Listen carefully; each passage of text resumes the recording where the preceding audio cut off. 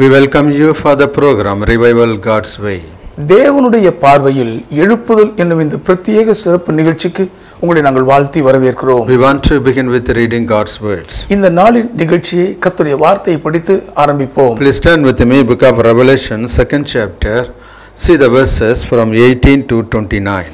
தயவு செய்து என்னோடு கூட வேதத்தை வெளிப்படுத்தின விசேஷம் 2ஆம் அதிகாரத்திற்கு திருப்பி 18 முதல் 29ஆம் வசனம் வரை பாருங்கள். And to the angel of the church in Thyatira write, these things says the Son of God, who has eyes like a flame of fire and his feet like fine brass. தியத்தீரா சபையின் தூதனுக்கு நீ எழுத வேண்டியது என்னவெனில், அக்கினி ஜுவாலை போன்ற கண்களும் பிரகாசமான வெண்கலம் போன்ற பாதங்களும் உள்ள தேவகுமாரன் சொல்லுகிறதாவது, I know your works, love, service, faith, and your patience, and as for your works, the last are more than the first. உன் கிரியைகளையும் உன் அன்பையும் உன் ஊழியத்தையும் உன் விசுவாசத்தையும் உன் பொறுமையையும் நீ முன்பு செய்த கிரியைகளிலும் பின்பு செய்த கிரியைகள் அதிகமாய் இருக்கிறதையும் அறிந்திருக்கிறேன். Nevertheless, I have a few things against you, because you allow that woman Jezebel, who calls herself a prophetess, to teach and seduce my servants to commit sexual immorality and eat things sacrificed to idols. ஆகிலும் உன் பேரில் எனக்கு குறை உண்டு. என்னவெனில், தன்னை தீர்க்கதரிசி என்று சொல்லுகிற யேசபேல் என்னும் ஸ்திரீயானவள் என்னுடைய ஊழியக்காரர் வேசித்தனம் பண்ணவும் விக்கிரகங்களுக்கு படைத்தவைகளை புசிக்கவும் அவர்களுக்கு போதித்து அவர்களை வஞ்சிக்கும்படி நீ அவளுக்கு இடம் கொடுக்கிறாய். And I gave her time to repent of her sexual immorality, and she did not repent. அவள் மனம் திரும்பும்படியாய் அவளுக்கு தவணை கொடுத்தேன். தன் வேசி மார்க்கத்தை விட்டு மனம் திரும்ப அவளுக்கு விருப்பமில்லை. Indeed, I will cast her into a sick bed, and those who commit adultery with her into great tribulation, unless they repent of their deeds. இதோ நான் அவளை கட்டில் கிடையாக்கி அவளுடனே விபச்சாரம் செய்தவர்கள் தங்களுடைய கிரியைகளை விட்டு மனம் திரும்பாவிட்டால் அவர்களையும் மிகுந்த உபத்திரவத்திலே தள்ளி, I will kill her children with death, and all the churches shall know that I am he who searches the minds and hearts, and I will give to each one of you according to your works. அவளுடைய பிள்ளைகளையும் கொல்லவே கொல்லுவேன். அப்பொழுது நானே உள்ளிந்திரியங்களையும் இருதயங்களையும் ஆராய்கிறவர் என்று எல்லா சபைகளும் அறிந்து கொள்ளும். அன்றியும் உங்களில் ஒவ்வொருவனுக்கும் உங்கள் கிரியைகளின்படியே பலனளிப்பேன்.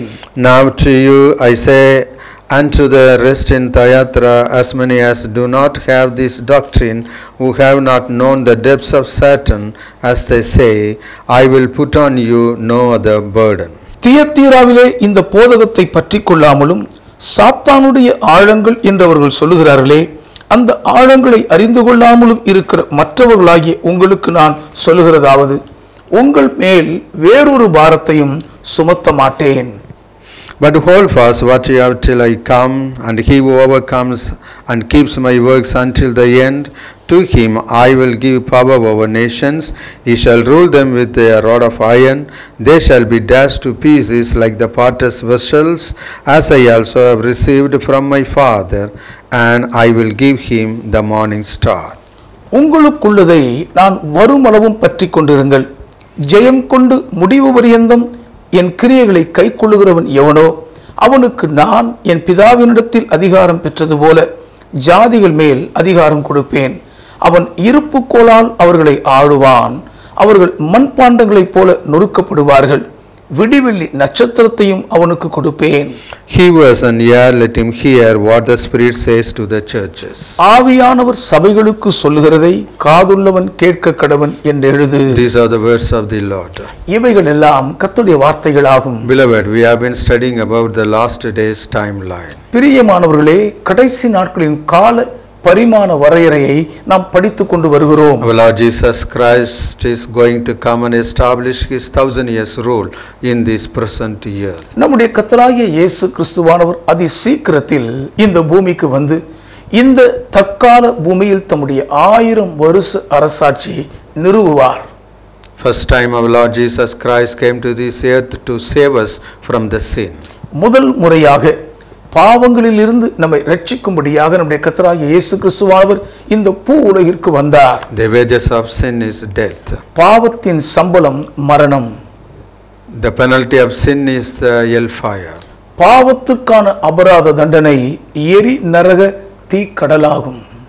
To save us from the hellfire, our Lord Jesus Christ was crucified on the cross and he shed his precious blood. எரிநரக அக்கினிக்கு நம்மை நீங்களாக்கி ரட்சிக்கும்படியாக ஆண்டவராகிய இயேசு கிறிஸ்துவானவர் இந்த பூமிக்கு வந்து சிலுவையில் கொடூரமாய் அறையப்பட்டு தம் விலையேற பெற்ற இரத்தத்தை சிந்தி மரித்தார். The blood of Jesus Christ cleanses from the sin. இயேசு கிறிஸ்துவின் திரு இரத்தம் சகல பாவங்களையும் நீக்கி நம்மை சுத்திகரிக்கும். The blood of Jesus Christ delivers us from the sin. இயேசு கிறிஸ்துவின் திரு இரத்தம் பாவங்களில் இருந்து நம்மை விடுவிக்கும். To save us from the sin, our Lord Jesus Christ was crucified on the cross and died. பாவங்களில் இருந்து நம்மை ரட்சிக்கும்படியாக நம்முடைய கர்த்தராகிய இயேசு கிறிஸ்துவானவர் சிலுவையில் அறையப்பட்டு மரித்தார். Our Lord Jesus Christ died on the cross to save us from the eternal punishment. நித்திய தண்டனையின் ஆக்கினையிலிருந்து நம்மை காப்பாற்றி ரட்சிக்கும்படியாக நம்முடைய கர்த்தராகிய இயேசு கிறிஸ்துவானவர் சிலுவையில் மரித்தார். He was buried in a nearby tomb. அருகாமையில் இருந்த ஒரு கல்லறையில் அவர் அடக்கம் பண்ணப்பட்டார். On the third day, our Lord Jesus Christ resurrected again. மூன்றாம் நாளில் நம் ஆண்டவராகிய இயேசு கிறிஸ்துவானவர் மறுபடியும் உயிரோடு எழுந்தார். Resurrected Jesus Christ showed himself to his disciples for 40 days that he was alive.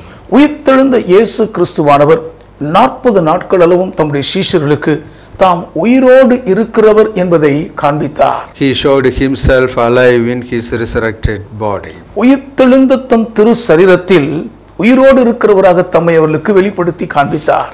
On the 40th day took his disciple to the Mount Olives. Before their eyes he ascended to heaven. 40ஆம் நாளில் தம்முடைய சீஷர்கள் அனைவரையும் ஒலிவ மலையின் மேல் அழைத்து கொண்டு போய் அவர்கள் பார்த்து கொண்டிருக்கும் பொழுதே அவர்கள் கண்களுக்கு முன்பாக பரமேறி சென்றார். Now our Lord Jesus Christ enthroned with the Father God Almighty at his right hand side.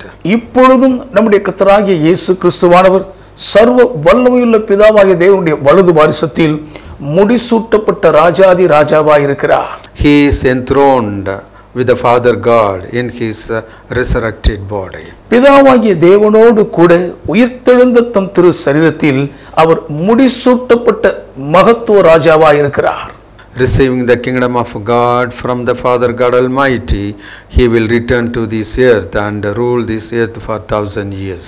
சர்வ வல்லமையுள்ள பிதாவாகிய தேவனுடைய கரத்திலிருந்து ராஜ்யத்தை பெற்றுக்கொண்டவராக இந்த பூமிக்கு அவர் திரும்பி வந்து இந்த பூமியில் 1000 வருஷம் அரசாளுவார். Our Lord Jesus Christ will rule this earth for 1000 years in his resurrected body.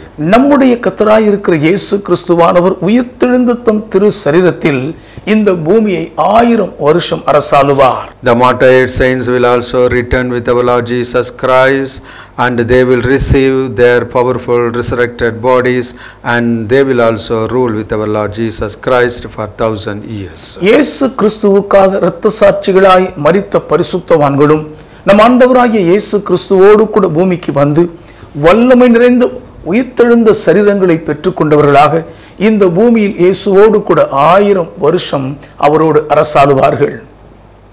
Before our Lord's coming, Antichrist and false prophet will rule this earth for 3.5 years. நம் கர்த்தருடைய வருகைக்கு முன்பதாக அந்தி கிறிஸ்துவும் கள்ள தீர்க்கதரிசியுமாக இணைந்து இந்த பூமியில் 3.5 ஆண்டுகள் ஆளுகை செய்வார்கள். This 3.5 years will be a period of great tribulation. இந்த 3.5 வருஷ காலமும் மகா உபத்திரவ காலமாகவே இருக்கும். This 3.5 years will be a period of great trials and tribulation both for Christians and non-Christians. இவர்களுடைய 3.5 வருஷ ஆட்சி காலம் கிறிஸ்தவர்களுக்கும் சரி கிறிஸ்தவர் அல்லாதவர்களுக்கும் சரி மிக கொடூரமான உபத்திரவ பாடுகள் நிறைந்த சோதனையின் நாட்களாக நீடிக்கும். We should plan and prepare to pass through the 3.5 years successfully and to bear good witness to our King Jesus Christ. இந்த கொடூரமான 3.5 வருஷ ஆட்சி காலத்தை வெற்றிகரமாக கடந்து போகவும் நம் ஆண்டவராகிய இயேசு கிறிஸ்துவுக்கு அக்காலத்தில் நல்ல திட சாட்சிகளாக விளங்கப்படுவதற்கும் ஏதுவாக நாம் திட்டமிட்டு நன்கு நம்மை ஆயத்தப்படுத்திக் கொள்ள வேண்டும். To pass through the 3.5 years of the rule of Antichrist and false prophet, we have to plan and prepare. அந்தி கிறிஸ்து கள்ள தீர்க்கதரிசியின் 3.5 வருஷ கொடூர ஆட்சி காலத்தை கடந்து போவதற்கு நாம் நன்கு திட்டமிட்டு யோசித்து ஆயத்தமாக வேண்டும். We should read thoroughly the book of Revelation. இதற்கு வெளிப்படுத்தின விசேஷ புஸ்தகத்தை முழுக்க நாம் சரளமாக படித்தறிந்திருக்க வேண்டும். The end time events are predicted in the book of Revelations. முடிவு கால சம்பவங்கள் அனைத்தும் வெளிப்படுத்தின விசேஷ புஸ்தகத்தில் தான் முன்னுரைக்கப்பட்டிருக்கின்றன. In the book of Revelation, our Lord Jesus Christ writes letters to 7 churches. வெளிப்படுத்தின விசேஷ புஸ்தகத்தில் நம்முடைய கர்த்தராகிய இயேசு கிறிஸ்துவானவர் 7 சபைகளுக்கும் நிருபங்களை எழுதி அனுப்புகிறார். These letters are written to the churches to prepare them for his coming. சபைகளை அவருடைய வருகைக்கு ஆயத்தப்படுத்த வேண்டும் என்பதற்காகவே இந்த நிருபங்கள் அனைத்தும் சபைகளுக்கு எழுதப்பட்டிருக்கின்றன. In these letters, our Lord Jesus Christ rebukes and corrects the churches. இந்த நிருபங்களில் கர்த்தராகிய இயேசு கிறிஸ்துவானவர் சபைகளை கடிந்து கொள்ளுகிறார், கண்டித்து சீர்படுத்துகிறார். In these letters, our Lord Jesus Christ encourages the church to overcome the hurdles and blocks in these last days.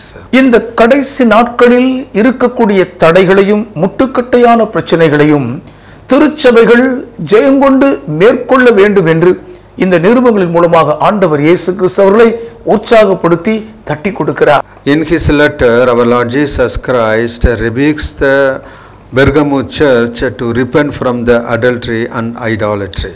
பெர்கமு சபையார் விக்கிரக ஆராதனையின் பிடியிலிருந்தும் விபச்சார பாவத்தின் பழக்கத்திலிருந்தும் விடுதலையாக வேண்டும் என்று கர்த்தராகிய இயேசு கிறிஸ்துவானவர் தம்முடைய நிருபத்திலே அவர்களை கடிந்து கொண்டு எச்சரிக்கிறார். The Pergamum church was a successful church. பெர்கமு சபை வெற்றி சிறக்கும் சபையாகத்தான் இருந்தது. They hold fast the name of the Lord. கர்த்தருடைய திருநாமத்தை அவர்கள் உறுதியாய் பற்றிக் கொண்டிருந்தவர்கள்தான். To bear good witness to our Lord Jesus Christ, they laid their precious lives. கர்த்தராகிய இயேசு கிறிஸ்துவானவருக்கு நற்சாட்சிகளாய் விளங்க வேண்டும் என்பதற்காகவே விலையேற பெற்ற தங்கள் உயிரையே அவர்கள் பணயம் வைத்து தியாகம் பண்ணினார்கள். But the church was very careless towards the adultery and idolatry. ஆனால் விக்கிரக ஆராதனை விபச்சார வேசித்தனத்துக்கு அடுத்த காரியத்தில் பெர்கமு சபையார் மிகவும் கவலையினமாக அஜாக்கிரதையோடு நடந்து கொண்டார்கள். Please turn with me, book of Revelation, 2nd chapter, see the 14th verse. தயவு செய்து என்னோடு வெளிப்படுத்தின விசேஷம் 2ஆம் அதிகாரத்திற்கு உங்கள் வேதத்தை திருப்பி 14ஆம் வசனத்தை பாருங்கள். But I have a few things against you, because you have there those who hold the doctrine of Balaam, who taught Balak to put stumbling block before the children of Israel, to eat things sacrificed to idols and to commit sexual immorality. ஆகிலும் சில காரியங்களை குறித்து உன் பேரில் எனக்கு குறைவுண்டு. விக்கிரகங்களுக்கு படைத்தவைகளை புசிப்பதற்கும் வேசித்தனம் பண்ணுவதற்கும் ஏதுவான இடரலை இஸ்ரவேல் புத்திரர் முன்பாக போடும்படி பாலாக் என்பவனுக்கு போதனை செய்த பீலேயாமுடைய போதகத்தை கைக்கொள்ளுகிறவர்கள் உன்னிடத்தில் உண்டு. Our Lord Jesus Christ rebuked the Pergamum church to come out from the deception of Balaam. பீலேயாமின் வஞ்சகத்தின் கோர பிடியிலிருந்து வெளியே மீண்டு வர வேண்டும் என்று நம்முடைய கர்த்தராகிய இயேசு கிறிஸ்துவானவர் பெர்கமு சபையை கடிந்து கொண்டு எச்சரிக்கிறார். The false prophet advised Balak to defeat the Israelites using adultery and idolatry. விபச்சாரத்தையும் விக்கிரக ஆராதனையையும் பயன்படுத்தி இஸ்ரவேலரை வீழ்த்தி முறியடிக்கும் வியூகத்தை கள்ளத்தீர்க்கதரிசியாகிய பீலேயாம் பாலாகுக்கு முன்பாக ஒரு சதி யோசனையாக வகுத்து கொடுத்தான். The Israelites were deceived by the scheme of Balaam. இந்த பீலேயாமின் சதித்திட்ட வியூகத்துக்கு இஸ்ரவேலர் பலியாகி விழுந்து போனார்கள். The Israelites worshipped Baal and committed adultery with the Moabites. இஸ்ரவேலர் பாகாலை பணிந்து கொண்டவர்களாய் மோவாபியரோடு கூட வேசித்தன விபச்சாரம் செய்தார்கள். This abomination kindled the anger of the Lord. இந்த அருவருப்பான பாவம் கர்த்தருடைய கோபத்தை மூட்டிவிட்டது. a severe plague came and killed 24,000 Israelites. ஒரு கடுமையான வாதை தொற்றாய் பரவி 24,000 இஸ்ரவேலரை அழித்து கொன்று போட்டது. The adultery and idolatry destroyed 24,000 Israelites. விக்கிரக ஆராதனையும் விபச்சாரமும் 24,000 இஸ்ரவேலரை அழித்தே போட்டது. God's church should be very serious towards adultery and idolatry. விபச்சாரம் விக்கிரக ஆராதனை என்ற விஷயத்தில் தேவனுடைய திருச்சபை மிகவும் எச்சரிக்கை உணர்வோடு கருத்தாய் செயல்பட வேண்டும். In these last days, false prophets like Balaam will appear in the churches and they will deceive the people of God to do adultery and idolatry. இந்த கடைசி நாட்களிலும் நாம் கவனமாய் இல்லாவிட்டால் பீலேயாமை போன்ற கள்ள தீர்க்கதரிசிகள் திருச்சபைக்குள் ஊடுருவி விக்கிரக ஆராதனை விபச்சார பாவத்துக்கு திருச்சபை மக்கள் பலியாகக்கூடிய அளவுக்கு வஞ்சித்து மோசம் போக்குவார்கள். They will deceive the people of God to mingle with the idolaters and worship the idols. விக்கிரக ஆராதனைக்காரரோடு கூட கலந்து விக்கிரகங்களை பணிந்து கொள்வதற்கு ஏதுவாக தேவ ஜனங்களுக்கு விரோதமாய் சதி ஆலோசனை செய்து கவிழ்ப்பார்கள். They will seduce the young Christians to do adultery with the idolaters. இளம் கிறிஸ்தவர்கள் விக்கிரக ஆராதனைக்காரரோடு கரங்கோர்த்து விபச்சார பாவம் செய்வதற்கு ஏதுவாக அவர்களை மயக்கி வஞ்சித்து கவிழ்த்து விடுவார்கள். We should seriously approach this sin. இந்த பாவங்களை மிகவும் ஜாக்கிரதை உணர்வோடு கூட நாம் அணுகி வேர்பிடுங்கி எறிய வேண்டும். Church leaders should be very cautious towards these deceptions. இந்த வஞ்சகத்துக்கு எதிராக திருச்சபை தலைமைத்துவம் மிகுந்த எச்சரிக்கை உணர்வோடு நடந்து கொள்ள வேண்டும். Present day Balaams will motivate the children of God to have celebrations with the idolaters. தற்கால பீலேயாம்கள் தேவனுடைய திருச்சபையார் விக்கிரக ஆராதனைக்காரரோடு கரங்கோர்த்து கொண்டாடுவதற்கு ஏதுவாக வழிவகையை சகுனியாய் வகுப்பார்கள். The false prophets like Balaam will rise in the church and they will act as a bridge between idolaters and the churches.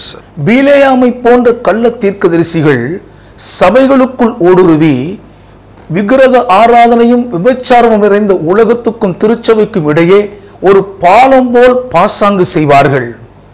They will teach all are one. எல்லாமே ஒன்றுதான், ஏக சமம்தான் என்று போதிப்பார்கள். They will teach all the rivers go into the sea. எல்லா நதிகளும் கடலில்தான் சங்கமிக்கின்றன என்றும் போதிப்பார்கள். But for our sin, our Lord Jesus Christ, the only person, died on the cross. ஆனால் நம்முடைய பாவங்களுக்காக கர்த்தராகிய இயேசு கிறிஸ்து எனும் ஒருவர் மட்டும்தான் சிலுவையில் மரித்தார்.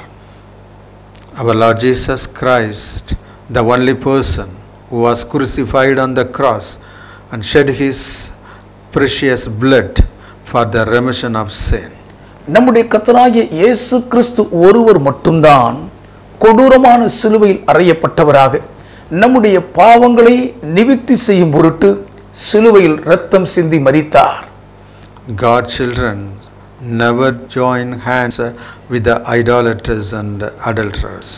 எந்த நிலையானாலும் சரி தேவனுடைய பிள்ளைகள் இந்த உலகத்தின் விபச்சாரக்காரரோடும் விக்கிரக ஆராதனைக்காரரோடும் எதற்காகவும் கைகோர்த்து இணையவே கூடாது. We can't have fellowship with the idolaters and the adulterers. விக்கிரக ஆராதனைக்காரரோடும் விபச்சாரக்காரரோடும் கூட நாம் ஐக்கியம் கொண்டு உறவாடவே கூடாதே. God's people should not allow the adulterers and idolaters to come and have fellowship with God's children. விபச்சாரக்காரரும் விக்கிரக ஆராதனைக்காரரும் சபைக்குள் நுழைந்து தேவனுடைய பிள்ளைகளோடு ஐக்கியத்தில் உறவாட தேவனுடைய சபையோ பிள்ளைகளோ இடம் கொடுத்து அனுமதிக்கவே கூடாது. Church leaders should not allow the idolatry and adultery to enter into the church in any form. விக்கிரக ஆராதனையும் விபச்சார வேசித்தன பழக்கமும் எந்த வடிவத்திலும் உருவத்திலும் திருச்சபைக்குள் நுழைந்து ஊடுருவ திருச்சபையின் தலைமைத்துவம் இடம் கொடுக்கவே கூடாது. God's servants should not allow the adultery and idolatry to enter into the lives of God's children. விக்கிரக ஆராதனையும் விபச்சார வேசித்தன பாவமும் தேவனுடைய பிள்ளைகளுக்குள் ஊடுருவும் ஒரு நிலையை ஒருபோதும் கர்த்தருடைய ஊழியர்கள் இடம் கொடுத்து அனுமதிக்கவே கூடாது. We should run away from the adultery and idolatry. விபச்சாரத்தை பார்த்தால், விக்கிரக ஆராதனையை பார்த்தால் உடனேங்கிறது நாம் தப்பி ஓடிவிட வேண்டும்.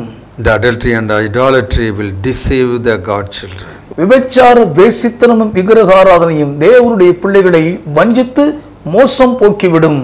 We should be cautious towards the adultery and idolatry. விபச்சாரம் விக்கிரக ஆராதனை கெடுத்த காரியத்தில் நாம் மிகவும் விழிப்போடு கவனமாய் ஜாக்கிரதையுள்ளவர்களாக இருக்க வேண்டும். We should not hate the adulterers and idolaters. விக்கிரக ஆராதனைக்காரர்களை, விபச்சாரக்காரரை நாம் வெறுத்து பகைத்து விடக்கூடாது. We should love them and we should pray for their repentance. அவர்கள் மீது அன்புடையவர்களாக அவர்கள் மனம் திரும்பும்படி நாம் ஜெபிக்க வேண்டும். For their repentance we should share the gospel of Jesus Christ. அவர்கள் மனம் திரும்பும் பொருட்டாக இயேசு கிறிஸ்துவின் சுவிசேஷத்தை அவர்களோடு நாம் பகிர்ந்து கொள்ள வேண்டும். But we should not allow any form of adultery and idolatry in the churches. ஆனால் அதற்காக விபச்சார விக்கிரக ஆராதனை கெடுத்த எந்த ஒரு நிலையும் திருச்சபைக்குள் எந்த உருவத்திலும் ஊடுருவ இடம் கொடுக்கவே கூடாது. Our Lord God Almighty hates the idolatry. சர்வ வல்லமையுள்ள நம்முடைய தேவனாகிய கர்த்தர் விக்கிரக ஆராதனையை அருவருக்கிறாரே. The idolatry sends the Lord God Almighty far from us. விக்கிரக ஆராதனை சர்வ வல்லமையுள்ள தேவனாகிய கர்த்தர் நம்மை விட்டு வெகு தூரத்துக்கு கொண்டு போய் நிறுத்திவிடும். Please see Book of Revelation, 2nd chapter, 16th verse. தயவு செய்து வெளிப்படுத்தின விசேஷம் 2ஆம் அதிகாரத்தின் 16ஆம் வசனத்தை பாருங்கள். Repent or else I will come to you quickly and will fight against them with the sword of my mouth. நீ மனம் திரும்பு, இல்லாவிட்டால் நான் சீக்கிரமாய் உன்னிடத்தில் வந்து என் வாயின் பட்டயத்தால் அவர்களோடு யுத்தம் பண்ணுவேன். In the church of God, the adulterers and idolaters can't escape. தேவனுடைய சபைக்குள்ளே விபச்சாரக்காரரானாலும் விக்கிரக ஆராதனைக்காரராலும் தப்பிக்கொள்ளவே முடியாது. Our Lord Jesus Christ will fight against them with the two-edged sharp sword. நம்முடைய கர்த்தராகிய இயேசு கிறிஸ்துவானவர் அவர்களுக்கு எதிராக இருபுறமும் கருக்குள்ள பட்டயத்தால் யுத்தம் பண்ணுவார். We should be very careful towards the adultery and idolatry. விபச்சாரம் விக்கிரக ஆராதனை கடுத்த காரியத்தில் நாம் மிகுந்த எச்சரிக்கையோடு இருக்க வேண்டும். God's children should not allow the adultery and idolatry in their life in any form. விபச்சாரமும் விக்கிரக ஆராதனையும் எந்த உருவ நிலையிலும் தங்கள் வாழ்க்கைக்குள் ஊடுருவ தேவனுடைய பிள்ளைகள் இடம் கொடுக்கவே கூடாது. We should cleanse ourselves from the adultery and idolatry. விபச்சார விக்கிரக ஆராதனை பாவங்களிலிருந்து முழுவதுமாக நாம் நம்மை கழுவி சுத்திகரித்துக் கொள்ள வேண்டும். We are living in the last days. நாம் கடைசி நாட்களில் வாழ்ந்து கொண்டிருக்கிறோம். The Antichrist and false prophet will appear soon. அதி சீக்கிரத்தில் அந்தி கிறிஸ்துவும் கள்ள தீர்க்கதரிசியும் தோன்றுவார்கள். We should pass through the 3.5 years rule of Antichrist and false prophet. அந்தி கிறிஸ்து கள்ள தீர்க்கதரிசியின் 3.5 வருஷ ஆட்சி காலத்தை நாம் வெற்றிகரமாக கடந்து போயாக வேண்டும். We have to cleanse ourselves and successfully pass through the 3.5 years of trial and tribulation. எவைகளாலும் தீட்டுப்படாமல் நம்மை நாமே கழுவி சுத்திகரித்துக் கொண்டவர்களாக 3.5 வருஷ கொடூர ஆட்சி காலத்தை வெற்றிகரமாக நாம் கடந்து போயாக வேண்டும். In his letters, our Lord Jesus Christ wants the church of Thyatira to repent from the adultery and idolatry. தம்முடைய நிருபத்தில் தியத்தீரா திருச்சபை விபச்சார வேசித்தனம் மற்றும் விக்கிரக ஆராதனை கெடுத்த பாவங்களில் இருந்து மனம் திரும்ப வேண்டும் என்று மிக தெளிவாக எழுதி எச்சரிக்கிறார். To the church of Thyatira also, our Lord Jesus Christ wants them to get away from adultery and idolatry. தியத்தீரா திருச்சபை மக்களும் கூட விபச்சார பாவத்திலிருந்தும் விக்கிரக ஆராதனை பழக்கத்திலிருந்தும் வெளியே விலகி வர வேண்டும் என்று ஆண்டவர் இயேசு அவர்களை எச்சரிக்கிறார். The Thyatira church was a successful church. தியத்தீரா சபையும் ஒரு வெற்றி சிறந்த சபையாகத்தான் இருந்தது. Please turn with me book of Revelation 2nd chapter, see the 19th verse. என்னோடு கூட வெளிப்படுத்தின விசேஷம் 2ஆம் அதிகாரம் 19ஆம் வசனத்துக்கு தயவாய் வேதத்தை திருப்பி பாருங்கள். I know your works, love, service, faith and your patience, and as for your works the last are more than the first. உன் கிரியைகளையும் உன் அன்பையும் உன் ஊழியத்தையும் உன் விசுவாசத்தையும் உன் பொறுமையையும் நீ முன்பு செய்த கிரியைகளிலும் பின்பு செய்த கிரியைகள் அதிகமாய் இருக்கிறதையும் அறிந்திருக்கிறேன். The Thyatira church is a perfect church. தியத்தீரா சபை பூரணமுள்ள சபையாக இருந்தது. Our Lord Jesus Christ appreciates the church for its works, its love, its service, faith and its patience. தியத்தீரா திருச்சபையின் கிரியைகளையும் அன்பையும் ஊழியத்தையும் விசுவாசத்தையும் பொறுமையையும் கர்த்தராகிய இயேசு கிறிஸ்துவானவர் மெச்சிக் கொள்ளுகிறார், பாராட்டுகிறார். It was a growing church. அது வளர்ந்தோங்கிக் கொண்டிருந்த ஒரு சபையாகும்.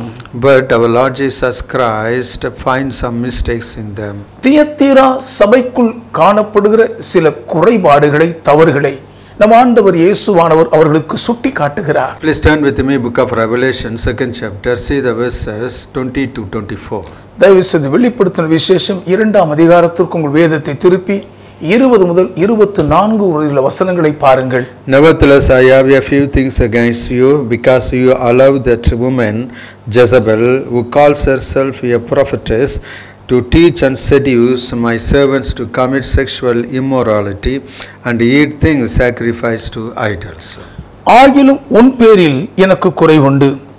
என்னவெனில் தன்னை தீர்க்கதரிசி என்று சொல்லுகிற இயேசுவேல் என்னும் ஸ்திரீயானவள் என்னுடைய ஊழியக்காரர் வேசித்தனம் பண்ணவும் விக்கிரகங்களுக்கு படைத்தவைகளை புசிக்கவும் அவர்களுக்கு போதித்து அவர்களை வஞ்சிக்கும்படி நீ அவளுக்கு இடம் கொடுக்கிறாய். And I gave her time to repent of her sexual immorality, and she did not repent. Indeed, I will cast her into sickbed, and those who commit adultery with her into great tribulation, unless they repent of their deeds. அவள் மனம் திரும்பும்படியாய் அவளுக்கு தவணை கொடுத்தேன். தன் வேசி மார்க்கத்தை விட்டு மனம் திரும்ப அவளுக்கு விருப்பமில்லை. இதோ நான் அவளை கட்டில் கிடையாக்கி அவளுடனே விபச்சாரம் செய்தவர்கள் தங்களுடைய கிரியைகளை விட்டு மனம் திரும்பாவிட்டால் அவர்களையும் மிகுந்த உபத்திரவத்திலே தள்ளுவேன். I will kill her children with death, and all the churches shall know that I am he who searches the minds and hearts, and I will give to each one of you according to your works. அவளுடைய பிள்ளைகளையும் கொல்லவே கொள்ளுவேன். அப்பொழுது நானே உள்ளிந்திரியங்களையும் இருதயங்களையும் ஆராய்கிறவர் என்று எல்லா சபைகளும் அறிந்து கொள்ளும். அன்றியும் உங்களில் ஒவ்வொருவனுக்கும் உங்கள் கிரியைகளின்படியே பலன் அளிப்பேன். Here our Lord Jesus Christ points out to the Thyatira church that they are allowing the false prophetess Jezebel to seduce the children of God. தன்னை தீர்க்கதரிசி என்று சொல்லிக்கொள்ளும் கள்ள தீர்க்கதரிசி இயேசுவேல் தேவனுடைய பிள்ளைகளை வஞ்சித்து கெடுப்பதற்கு தியத்தீரா சபையார் இடம் கொடுத்து அனுமதித்திருக்கிறார்கள் என்பதை இங்கே ஆண்டவர் இயேசுவானவர் அவர்களுக்கு மிக தெளிவாக சுட்டி காட்டுகிறார். The Jezebel is entering into the church as a prophetess. ஒரு தீர்க்கதரிசினியை போல இயேசுவேல் சபைகளுக்குள் நுழைகிறாள். Her agenda is to seduce the God servant to commit sexual sins. தேவனுடைய ஊழியர்கள் விபச்சார வேசித்தன பாவம் செய்வதற்கு ஏதுவாக அவர்களை மயக்கி கவர்ச்சித்து வீழ்த்திவிட வேண்டும் என்பது மட்டும்தான் அவருடைய ஒரே நோக்கம். Her motto is to deceive the God's servants. தேவனுடைய ஊழியர்களை வஞ்சித்து மோசம் போக்க வேண்டும் என்பதே அவருடைய ஒரே குறிக்கோள். Nowadays the spirit of Jezebel is working in the churches and acts like prophets and prophetess. இந்த நாட்களிலே இயேசபேலின் ஆவி ஒரு தீர்க்கதரிசினியை போல வேஷம் போட்டு திருச்சபைகளுக்குள் நுழைந்து வஞ்சித்துக் கொண்டிருக்கின்றன. This type of false prophetical spirits deceives the church leaders to commit adultery and to eat the food which is sacrificed to the idols. இவ்வகையான கள்ள தீர்க்கதரிசினிகளின் பொல்லாத வஞ்சிக்கும் ஆவி தேவனுடைய ஊழியர்களை வஞ்சித்து மோசம் போக்கி விபச்சார வேசித்தன பாவத்தில் வீழ்த்தி விக்கிரகங்களுக்கு படைக்கப்பட்டவைகளை புசிக்கும்படி தூண்டி விடுகின்றன. These deceiving spirits deceives the God's servants to commit sexual immorality and worship the idols. தேவனுடைய ஊழியர்கள் முறைகேடான பாலியல் பாவ இச்சைக்குட்பட்டவர்களாக விக்கிரகங்களை பணிந்து கொள்வதற்கு ஏதுவாக இந்த வகையான மயக்குகிற வஞ்சகாவிகள் அவர்களை கவிழ்த்து வீழ்த்துகின்றன. These spirits are working in the churches to make the God children to commit sexual immorality in secret places and to have affair with the idolaters. ரகசியமான அந்தரங்க இடங்களில் முறை தவறிய பாலியல் பாவங்களுக்குள் சிக்கி விக்கிரக ஆராதனைக்காரரோடு கரங்கோப்பதற்கு ஏதுவாக இந்த வஞ்சக ஆவி தேவனுடைய பிள்ளைகளை மயக்கி வீழ்த்தி விடுகின்றன. Our Lord Jesus Christ calls the church leaders to repent from this adultery and idolatry. இந்த விபச்சார வேசித்தன விக்கிரக ஆராதனை பாவ பழக்கங்களிலிருந்து மனம் திரும்பும்படி நம்முடைய ஆண்டவர் இயேசு கிறிஸ்துவானவர் சபை தலைவர்களுக்கு கண்டிப்பாய் கட்டளையிடுகிறார். We should test the prophets and prophetesses. தீர்க்கதரிசிகளையும் தீர்க்கதரிசினிகளையும் நாம் சோதித்து அறிய வேண்டும். By their fruit we can easily identify. அவர்களுடைய கனிகளினாலே மிகவும் எளிதாக நாம் அவர்கள் இன்னார் என்று அடையாளம் கண்டுவிட முடியும். We should not give room in the churches to the false prophets and false prophetesses. பொய்யான கள்ள தீர்க்கதரிசிகளுக்கும் கள்ள தீர்க்கதரிசிகளுக்கும் சபைகளுக்குள் நாம் இடம் கொடுத்து விடவே கூடாது. Our Lord Jesus Christ warns that he will kill the children of Jezebel. இயேசுவின் பிள்ளைகளை நான் கொல்லவே கொல்லுவேன் என்று ஆண்டவர் இயேசு கடுமையாய் எச்சரிக்கிறார். See the 23rd verse. 23ஆம் வசனத்தை பாருங்கள். I will kill her children with death, and all the churches shall know that I am he who searches the minds and hearts.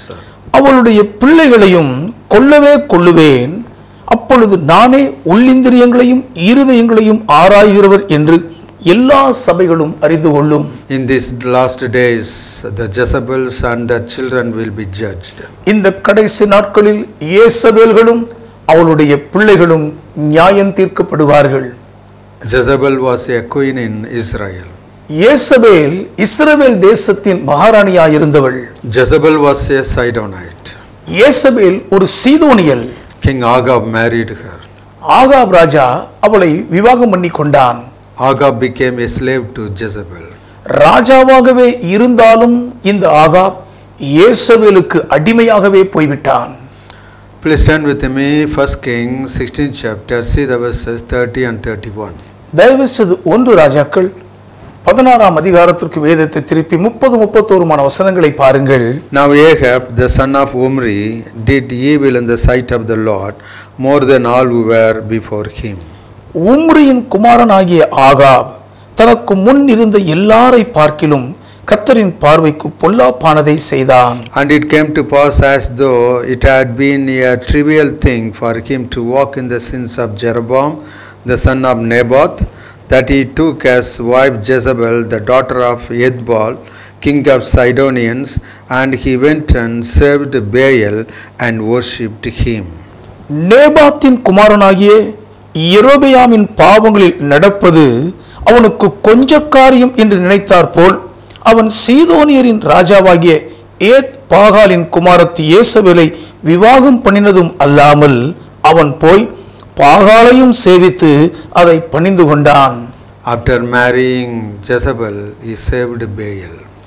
யேசபேலை விவாகம் பண்ணின பின்பு இந்த ஆகாப் பாகாலை பணிந்து கொள்ள ஆரம்பித்தான். When Jezebel became queen of Israel, she erected Baal all over Israel. ஆகாபி நிமித்தம் இஸ்ரவேலின் மகாராணியாய் யேசபேல் அரியணையில் அமர்ந்த பின்பு இஸ்ரவேல் தேசத்தின் எல்லையெங்கும் பாகால்களின் மேடைகளை நிறுவினாள். She killed the prophets கர்த்தருடைய தீர்க்கதரிசிகளை அவள் படுகொலை செய்தாள். She appointed prophets for Baal. பாகாலுக்கு தீர்க்கதரிசிகளை அவள் நியமித்தாள். Jezebel introduced the Baal worship all over Israel. இஸ்ரவேல் தேசத்தின் எல்லை முழுவதிலும் பாகால் விக்கிரக வழிபாட்டு முறையை யேசபேல் அறிமுகப்படுத்தி வைத்தாள். She brought the whole Israel under the control of witchcraft. முழு இஸ்ரவேல் தேசத்தையும் பில்லிசூனிய மாந்திரிக கட்டுப்பாட்டுக்கு கீழ்ப்படுத்தி விட்டாள். Ahab became a slave to Jezebel. ஆகாபோ இந்த கொடூரமான யேசபேலுக்கு அடிமையாகி போய்விட்டான். Please turn with me 1 King 21st chapter, see the 25th verse. தயவு செய்து 1 ராஜாக்கள் 21ஆம் அதிகாரத்திற்கு திருப்பி 25ஆம் வசனத்தை பாருங்கள். But there was no one like Ahab who sold himself to do wickedness in the sight of the Lord, because Jezebel his wife stirred him up. தன் மனைவியாகிய யேசபேல் தூண்டிவிட்டபடியே கர்த்தரின் பார்வைக்கு பொல்லாப்பானதை செய்ய தன்னை விற்று போட்ட ஆகாபை போல ஒருவனும் இல்லை. See the 26th verse. 26ஆம் வசனத்தை பாருங்கள். And he behaved very abominably in following idols, according to all that the Amorites had done, whom the Lord had cast out before the children of Israel. கர்த்தர் இஸ்ரவேல் புத்திரருக்கு முன்னின்று துரத்திவிட்ட எமோரியர் செய்தபடியெல்லாம் அவன் நரகலான விக்கிரகங்களை பின்பற்றி மகா அருவருப்பாய் நடந்து கொண்டான். Jezebel stirred Ahab. Ahab sold his soul into the idols and witchcraft. யேசபேல் ஆகாபை தூண்டிவிட்டபடியால் ஆகாப் தன்னுடைய ஆத்துமாவை விக்கிரக ஆராதனைகளுக்கும் பில்லி சூனியத்துக்கும் விற்று போட்டு விட்டான். Queen Jezebel corrupted the whole Israel. மகாராணியாய் இருந்த யேசபேல் ஒட்டுமொத்த இஸ்ரவேல் தேசத்தையுமே கரைபடுத்தி தீட்டுப்படுத்தி விட்டார். She killed the prophets of God. தேவனுடைய மெய்யான தீர்க்கதரிசிகளை படுகொலை செய்து விட்டாள். Please turn with me 1 Kings 18th chapter, see the 4th verse. தயவு செய்து 1 ராஜாக்கள் 18ஆம் அதிகாரம் 4ஆம் வசனத்தை பாருங்கள். For so it was, while Jezebel massacred the prophets of the Lord, that Obadiah had taken 100 prophets and hidden them 50 to a cave, and had fed them with bread and water. யேசபேல் கர்த்தரின் தீர்க்கதரிசிகளை சங்கரிக்கிற போது ஒபதியா 100 தீர்க்கதரிசிகளை சேர்த்து அவர்களை கெபிக்கு 50 பேராக ஒளித்து வைத்து அவர்களுக்கு அப்பமும் தண்ணீரும் கொடுத்து அவர்களை பராமரித்து வந்தான். Jezebel massacred God's prophets. யேசபேல் தேவனுடைய ஊழியர்களை சங்காரம் பண்ணினாள். She killed many prophets. அநேக கர்த்தருடைய உண்மை தீர்க்கதரிசிகளை படுகொலை செய்து விட்டாள். She was a terrible queen, killing God's servants. தேவனுடைய ஊழியர்களை படுகொலை செய்யக்கூடிய மகா கொடூரமான மகாராணியான ராட்சசியாய் இருந்தாள். Hearing the threatening words of Jezebel, prophet Elijah trembled. யேசபேலின் அச்சுறுத்தும் வார்த்தைகளை கேட்டு வல்லமையுள்ள எலியா தீர்க்கதரிசி பயந்து நடுங்கினார். Due to fear, he ran to Horeb. அவளுக்கு பயந்தது நிமித்தம் ஓரேவுக்கு தப்பி ஓடி போனார். The Jezebel was a terrible queen. இந்த யேசபேல் ஒரு ராட்சசி போன்ற அரக்கியாய் இருந்தாள். She deceived King Ahab by her adultery and idolatry. தன் விபச்சார வேசித்தன விக்கிரக ஆராதனை பழக்கத்தின் மூலம் ஆகாப் ராஜாவையே நயவஞ்சகமாக வஞ்சித்து மோசம் போக்கி விட்டாள். She was a witch. அவள் ஒரு சூனியக்காரி. By witchcraft she deceived Ahab. தன் பில்லி சூனிய ஸ்தம்பன வித்தைகளை கொண்டு ஆகாப் ராஜாவை வஞ்சித்து ஏமாற்றி விட்டாள். Nowadays the spirit of Jezebel is a great threat to the successful churches. இந்த நாட்களிலே வெற்றிகரமாய் வளர்ந்தோங்கிக் கொண்டிருக்கும் திருச்சபைகளுக்கு இந்த யேசபேலின் ஆவி ஒரு மிக கொடூரமான அச்சுறுத்தல் என்பதை அறிய வேண்டும். Jezebel deceived the Israelites by her witchcrafts and adulteries. தன் பில்லி சூனிய விபச்சார பாவ பழக்கத்தின் மூலம் இஸ்ரவேல் தேசத்தாரை இந்த யேசபேல் வஞ்சித்து ஏமாற்றினாள். She brought a great destruction to Israel. இஸ்ரவேல் தேசத்துக்கு ஒரு மிக பெரும் பேரழிவை கொண்டு வந்தாள். Please turn with me 2 Kings 9th chapter. See the verses 21-22. தயவுசெய்து உங்கள் வேதத்தை 2 ராஜாக்கள் 9ஆம் அதிகாரத்திற்கு திருப்பி 21-22 வசனங்களை பாருங்கள். Then Joram said, "Make ready," and his chariot was made ready. Then Joram, king of Israel, and Ahaziah, king of Judah, went out, each in his chariot, and they went out to meet Jehu, and met him on the property of Naboth the Jezreelite. Now it happened, when Joram saw Jehu, that he said, "Is it peace, Jehu?" So he answered, "What peace, as long as the harlotries of your mother Jezebel and her witchcraft are so many." அப்பொழுது யோராம் ரதத்தை ஆயத்தப்படுத்தி என்றான். அவனுடைய ரதத்தை ஆயத்தப்படுத்தின போது இஸ்ரவேலின் ராஜாவாகிய யோராமும் யூதாவின் ராஜாவாகிய அகசியாவும் அவனவன் தன் தன் ரதத்தில் ஏறி யெகூவுக்கு நேராக புறப்பட்டு இஸ்ரவேலியன் ஆகிய நாபோத்தின் நிலத்திலே அவனுக்கு எதிர்பட்டார்கள். யோராம் யெகூவை கண்டவுடனே, "யெகூவே, சமாதானமா?" என்றான். அதற்கு யெகூ, "உன் தாயாகிய யேசபேலின் வேசித்தனங்களும் அவளுடைய பிள்ளி சூனியங்களும் இத்தனை ஏராளமாயிருக்கையில் சமாதானம் ஏது?" என்றான். Jezebel filled the land of Israel with her adulteries and witchcrafts. யேசபேல் தன் வேசித்தன விபச்சாரங்களாலும் பிள்ளி சூனியங்களாலும் இஸ்ரவேல் தேசத்தை முழுவதும் நிரப்பி விட்டாள். The land became corrupted. தேசமே தீட்டுப்பட்டு பாழாகி போய்விட்டது. The land became corrupt by these sins. இந்த கொடூரமான பாவங்களால் தேசமே பாழாய் போய்விட்டது. Nowadays, the adulteries, idolatries and witchcrafts are the serious threat to God's church. இந்த நாட்களிலே பிள்ளி சூனியமும் விபச்சார வேசித்தனம் விக்கிரக ஆராதனையுமே தேவனுடைய சபையை அச்சுறுத்தக்கூடிய மிக விபரீதமான பாவங்களாய் இருக்கின்றன. Our Lord Jesus Christ is very strict towards these sins. இந்த பாவங்களுக்கு அடுத்த காரியத்தில் நம் ஆண்டவர் இயேசு கிறிஸ்துவானவர் அவைகளை களைந்தெறிவதிலே மிகவும் கண்டிப்பாக இருக்கிறார். Our Lord Jesus Christ never tolerate these sins. ஒருபோதும் இந்த பாவங்களை ஆண்டவர் இயேசு கிறிஸ்து பொறுத்து கொள்ளவும் சகித்துக் கொள்ளவும் மாட்டார். Our Lord will fight with these offenders with his double-edged sharp sword. இப்படிப்பட்ட பாவங்களை நடப்பிக்கும் கொடும் பாதகர்களை நம் ஆண்டவர் இயேசு கிறிஸ்துவானவர் தம்முடைய இருபுறம் கருக்குள்ள பட்டயத்தால் எதிர்த்து சங்கரிப்பார். The sons and daughters of Jezebel will be judged. யேசபேலின் குமாரரும் குமாரத்திகளும் நியாயத்தீர்க்கப்படுவார்கள். Our Lord Jesus Christ never spares the offenders.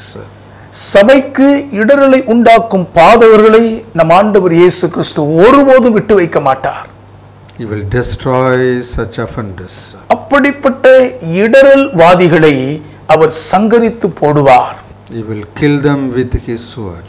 அவர் தம் பட்டயத்தால் அவர்களை கொன்று போடுவார். Lord Jesus Christ will kill Jezebel and her children. யேசபேலையும் அவளுடைய பிள்ளைகளையும் கர்த்தர் இயேசு கொல்லவே கொன்று போடுவார். Please turn with me, book of Revelation 2nd chapter, see the 22nd verse. தயவு செய்து வெளிப்படுத்தல் 2ஆம் அதிகாரம் 22ஆம் வசனத்தை பாருங்கள். Indeed, I will cast her into a sick bed, and those who commit adultery with her into great tribulation, unless they repent of their deeds.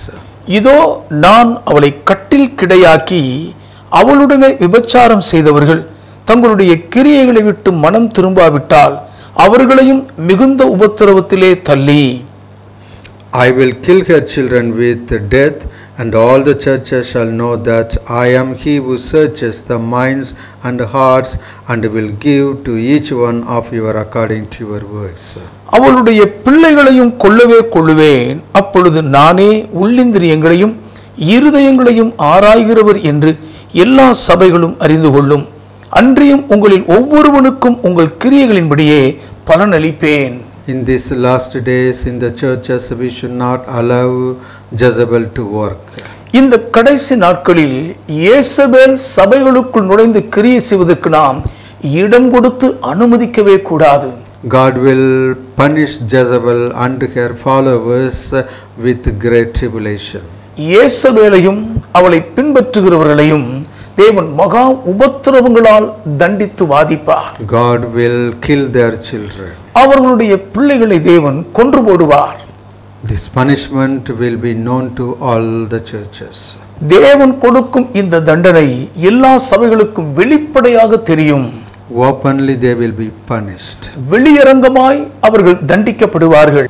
Not only that, அது மாத்திரமல்ல, our Lord searches the hearts and minds. நம்முடைய கர்த்தர் உள்ளிந்திரியங்களையும் இருதயங்களையும் ஆராய்ந்து அறிகிறவராயிருக்கிறார். We should keep our hearts and minds very clean. நம்முடைய இருதயங்களையும் உள்ளிந்திரியங்களையும் மகா சுத்தமாக நாம் காத்துக்கொள்ள வேண்டும். We should not allow adultery, idolatry and witchcraft in our mind. நம்முடைய உள்ளிந்திரியங்களுக்குள்ளாக விபச்சார வேசித்தனத்தையோ விக்கிரக ஆராதனையோ பில்லி சூனியத்தையோ நாம் ஒருபோதும் அனுமதிக்கவே கூடாது. Our Lord searches our heart. நம்முடைய ஆண்டவர் நம்முடைய இருதயங்களை ஆராய்ந்து அறிகிறார். We should repent from adulteries, idolatries and witchcrafts. விபச்சார வேசித்தனங்கள், விக்கிரக ஆராதனைகள் மற்றும் பில்லி சூனியங்களில் இருந்து நாம் மனம் திரும்பி வர வேண்டும். To root out Jezebel and her family, Lord God Almighty specially anointed Jehu as a king over Israel. இயேசபேலையும் அவளுடைய குடும்பத்தையும் வேரோடு கருவறுப்பதற்காகவே தேவன் மிக விசேஷமாக யெகூவை இஸ்ரவேலின் மேல் ராஜாவாக அபிஷேகம் பண்ணி ஏற்படுத்தினார். You can see this in the 2 Kings 9th chapter verses from 6.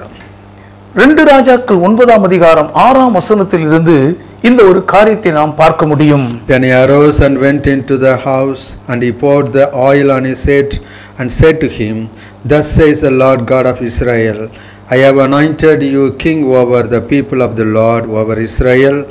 You shall strike down the house of Ahab your master, that I may avenge the blood of my servants the prophets, and the blood of all the servants of the Lord at the hand of Jezebel. அவன் எழுந்து அறை வீட்டிற்குள் பிரவேசித்தான். அவன் அந்த தைலத்தை அவன் தலையின் மேல் வார்த்து அவனை நோக்கி, இஸ்ரவேலின் தேவனாகிய கர்த்தர் சொல்லுகிறது என்னவென்றால், உன்னை கர்த்தருடைய ஜனமாகிய இஸ்ரவேலின் மேல் ராஜாவாக அபிஷேகம் பண்ணினேன். நான் என் ஊழியக்காரராகிய தீர்க்கதரிசிகளின் இரத்தப் பழியையும் கர்த்தருடைய சகல ஊழியக்காரரின் இரத்தப் பழியையும் இயேசபேலின் கையிலே வாங்கும்படிக்கு நீ உன் ஆண்டவனாகிய ஆகாவின் குடும்பத்தை அழித்துவிட கடவாய். For the whole house of Ahab shall perish, and I will cut off from Ahab all the males in Israel, both bond and free. ஆகாவின் குடும்பமெல்லாம் அழியும்படிக்கு நான் ஆகாபுக்கு சுவரில் நீர்விடும் ஒரு நாய் முதலாய் இராதபடிக்கு இஸ்ரவேலிலே அவனுடையவர்களில் அடைபட்டவனையும் விடுபட்டவனையும் கருவறுப்பேன். So I will make the house of Ahab like the house of Jeroboam the son of Nebat, and like the house of Baasha the son of Abiah. ஆகாபின் குடும்பத்தை நேபாத்தின் குமாரனாகிய யெரொபெயாமின் குடும்பத்துக்கும் அகியாவின் குமாரனாகிய பாஷாவின் குடும்பத்துக்கும் சரியாக்குவேன். The dog shall eat Jezebel on the plot of ground at Jezreel, and there shall be none to bury her. And he opened the door and fled. இயேசபேலை இஸ்ரவேலின் நிலத்திலே நாய்கள் தின்றுவிடும், அவளை அடக்கம் பண்ணுகிறவன் இல்லை என்கிறார்கள் என்று சொல்லி கதவை திறந்து ஓடி போனான். God specially anointed Jehu as a king over Israel to root out the family of Jezebel. இயேசபேலின் குடும்பத்தை ஒட்டுமொத்தமாக வேரோடு கருவறுக்க வேண்டும் என்பதற்காகவே தேவன் யெகூவை மிகவும் விசேஷமாக அபிஷேகம் பண்ணினார். Jezebel's son King Joram was killed by Jehu. இயேசபேலின் குமாரனாகிய யோராம் ராஜா யெகூவினால் கொல்லப்பட்டான். You can see this 2 Kings 9th chapter verse 24. 2 ராஜாக்கள் 9:24 வசனத்தில் இதை பார்க்க முடியும். Now Jehu drew his bow with full strength and shot Joram between his arms, and arrow came out at his heart, and he sank down in his chariot. யெகூ தன் கையால் வில்லை நாணேற்றி அம்பு யோராமுடைய நெஞ்சில் உருவி புறப்படத்தக்கதாய் அவனை அவன் புயங்களின் நடுவே எய்தான். அதனால் அவன் தன் ரதத்திலே சுருண்டு விழுந்தான். Then Jehu said to Bidkar his captain, pick him up and threw him into the tract of field of Naboth the Jezreelite. For remember, when you and I were riding together behind Ahab his father, that the Lord laid this burden upon him. அப்பொழுது யெகூ தன் சேனாபதியாகிய பித்காரை நோக்கி, அவனை எடுத்து யெஸ்ரயேலியனாகிய நாபோத்தின் வயல் நிலத்திலே எரிந்து போடு, நானும் நீயும் ஒரு சோடாய் அவன் தகப்பனாகிய ஆகாபின் பிறகே குதிரை ஏறி வருகிற போது கர்த்தர் இந்த ஆக்கினையை அவன் மேல் சுமத்தினார் என்பதை நினைத்துக்கொள். Surely I saw yesterday the blood of Naboth and the blood of his sons, says the Lord, and I will repay you in this plot, says the Lord. Now therefore take and throw him on the plot of ground according to the word of the Lord. நேற்று நாபோத்தின் இரத்தத்தையும் அவன் குமாரரின் இரத்தத்தையும் கண்டேன் அல்லவா என்றும், இந்த நிலத்தில் உனக்கு நீதியை சரிகட்டுவேன் என்றும் அப்பொழுது கர்த்தர் சொன்னாரே, இப்போதும் அவனை எடுத்து கர்த்தருடைய வார்த்தையின்படியே இந்த நிலத்தில் எரிந்து போடு என்றான். Jezebel's son Joram was brutally killed by Jehu.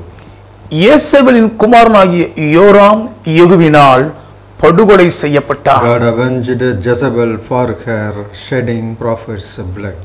தீர்க்கதரிசிகளின் இரத்தத்தை சிந்தின பாதகத்தின் நிமித்தம் தேவன் யேசபேலை பழி வாங்கினார்.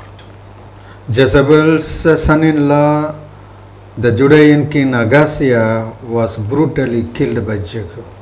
யேசபேலின் மருமகனாகிய யூதாவின் ராஜாவாகிய அகசியாவும் யெகூவினால் படுகொலைக்குள்ளானான்.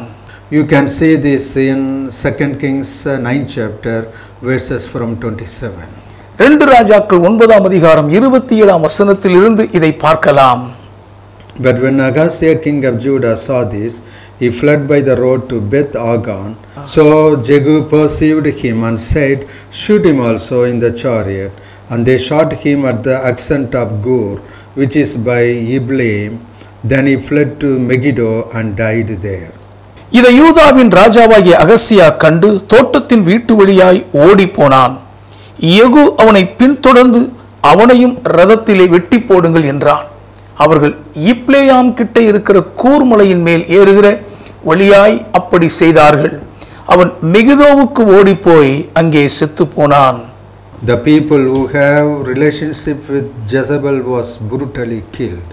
யேசபேலோடு உறவுக்காரராய் இருந்த அத்தனை பேரும் படுகொலை செய்யப்பட்டார்கள்.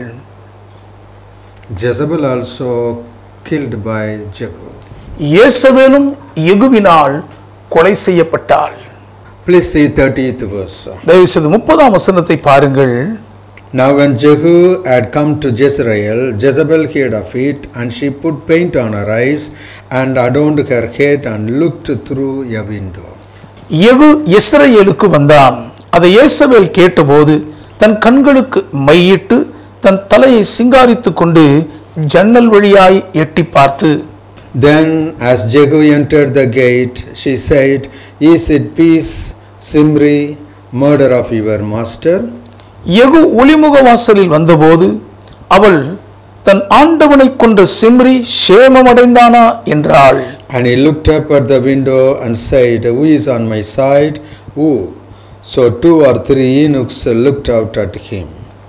அப்பொழுது அவன் தன் முகத்தை அந்த ஜன்னலுக்கு நேராக ஏறெடுத்து, என் பட்சத்தில் இருக்கிறது யார் யார் என்று கேட்டதற்கு 2-3 பிரதானிகள் அவனை எட்டி பார்த்தார்கள். Then he said, Throw her down.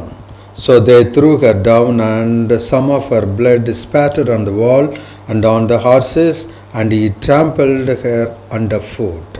அப்பொழுது அவன் அவளை கீழே தள்ளுங்கள் என்றான். அப்படியே அவளை கீழே தள்ளினதினால் அவளுடைய இரத்தம் சுவரிலும் குதிரைகளிலும் தெரித்தது. அவன் அவளை மிதித்து கொண்டு உள்ளே போனான். See the 35th verse. 35ஆம் வசனத்தை பாருங்கள். So they went to bury her, but they found no more of her than the skull and the feet and the palms of her hands. அவர்கள் அவளை அடக்கம் பண்ண போகிற போது அவளுடைய தலையோட்டையும் கால்களையும் உள்ளம் கைகளையுமே அல்லாமல் வேறொன்றையும் காணவில்லை. Therefore they came back and told him, and he said, This is the word of the Lord, which he spoke by his servant Elijah the Tishbite, saying, On the plot of ground at Jezreel, dogs shall eat the flesh of Jezebel, and the corpse of Jezebel shall be as refuse on the surface of the field in the plot at Jezreel, so that they shall not say, Here lies Jezebel. ஆகையால் அவர்கள் திரும்பி வந்து அவனுக்கு அறிவித்தார்கள். அப்பொழுது அவன், இது கர்த்தர் திஸ்பியனாகிய எலியா என்னும் தம்முடைய ஊழியக்காரனை கொண்டு சொன்ன வார்த்தை. இஸ்ரவேலின் நிலத்திலே நாய்கள் யேசபேலின் மாம்சத்தை தின்னும் என்றும், இன்னது யேசபேல் என்று சொல்லக்கூடாதபடிக்கு யேசபேலின் பிரேதம் இஸ்ரவேலின் நிலத்திலே வயல்வெளியின் மேல் போடும் எருவை போல் ஆகும் என்றும் சொன்னாரே என்றான். God did not spare Jezebel.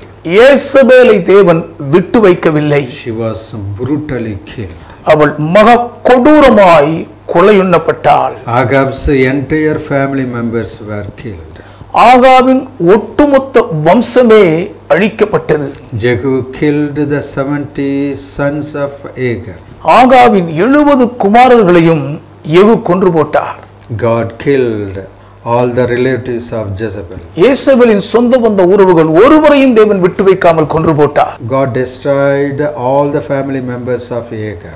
ஆகாபின் குடும்ப வம்சத்தை சார்ந்த அத்தனை பேரையும் தேவன் அழித்து கொன்று போட்டார். His family friends were killed. அவருடைய குடும்ப நண்பர்கள் கொல்லப்பட்டார்கள். His priests were killed. அவனுடைய ஆசாரியர்கள் பூஜாரிகள் கொல்லப்பட்டார்கள். God rooted out the entire family of Jezebel. ஒட்டுமொத்த யேசபேலின் குடும்ப வம்சத்தையே தேவன் வேரோடு கருவறுத்து போட்டார். No one was spared from the family of Jezebel.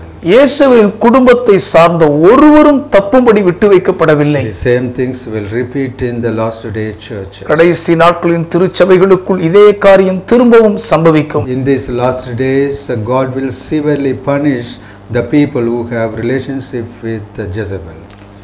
யேசபேலோடு சகவாசம் கொண்டு இருக்கிற அனைவரையும் தேவன் கடுமையாய் கடைசி நாட்களிலே கொன்று தீர்ப்பார். All her supporters will be killed. யேசபேலின் ஆதரவாளர்கள் அனைவரும் ஒட்டுமொத்தமாய் பலியாவார்கள். All her fans and relatives will be killed. யேசபேலின் ரசிகர் கூட்டங்கள், சொந்த பந்த உறவுகள் கூண்டோடு அழிந்து போவார்கள். All her fans and well-wishers will be killed. யேசபேலின் ரசிகர் கூட்டமும் அவளுடைய நலன் விரும்பிகள் யாவரும் ஒட்டுமொத்தமாய் அழிந்து போவார்கள். Those who have fellowship with the Jezebel will face a great tribulation. யேசபேலோடு எவ்வகையான ஐக்கியம் கொண்டிருக்கிற எவரானாலும் அவர்கள் கொடூரமாய் அழிக்கப்படுவார்கள். They will be severely punished. மிகவும் கடுமையாய் தண்டிக்கப்படுவார்கள். They will be brutally killed. அவர்கள் மிகவும் கொடூரமாய் கொலையுண்ணப்படுவார்கள். Beloved, in these last days we should cleanse ourselves. பிரியமானவர்களே, இந்த கடைசி நாட்களில் நாம் நம்மை சுத்திகரித்துக் கொள்ள வேண்டும். We conclude this session with a prayer.